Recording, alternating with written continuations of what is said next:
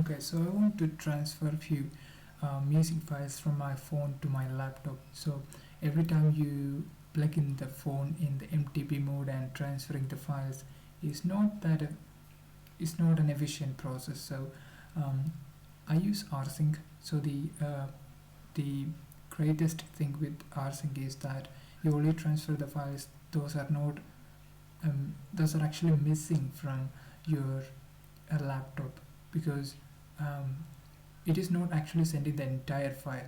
It is actually sending the files that are missing from your laptop specific folder. So I maintain a music folder in my phone as well as in my laptop. So I mostly download files in my phone because it is portable. So and I download files in my phone, so then I transfer it to my laptop. So rsync comes very handy while doing this process. So right now I have SSH'd into my TERMUX.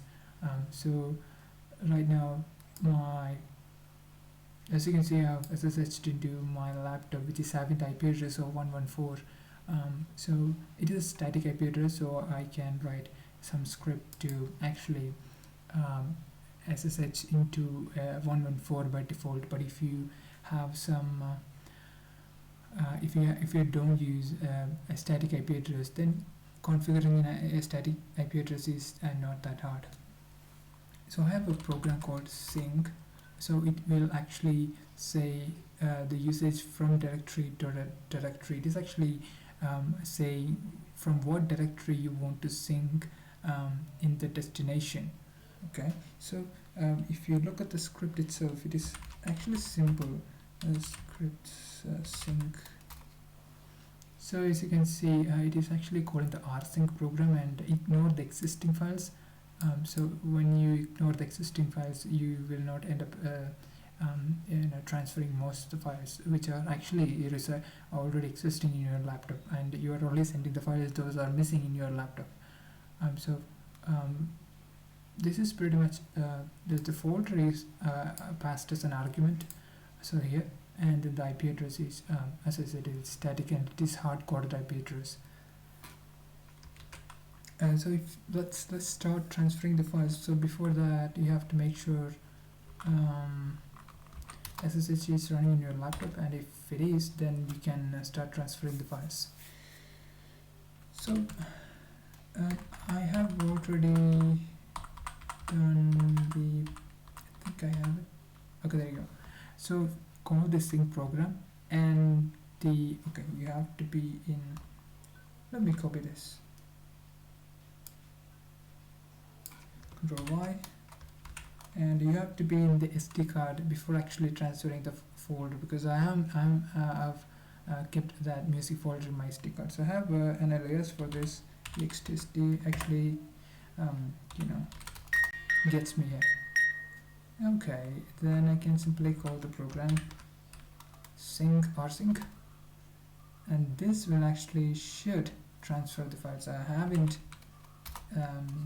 added the, actually this is crazy that I am still having a password authentication. I don't use SSH much to SSH into my laptop.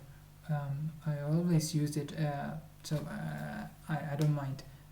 You should not use password authentication, and that's just a bonus. Let me type in the IP password, and you can see the files those are missing actually sending, because the total amount of the folder is like 3 gigs or something. So this is very handy. You're always sending the files that are missing in your laptop. And that's my old Nokia phone.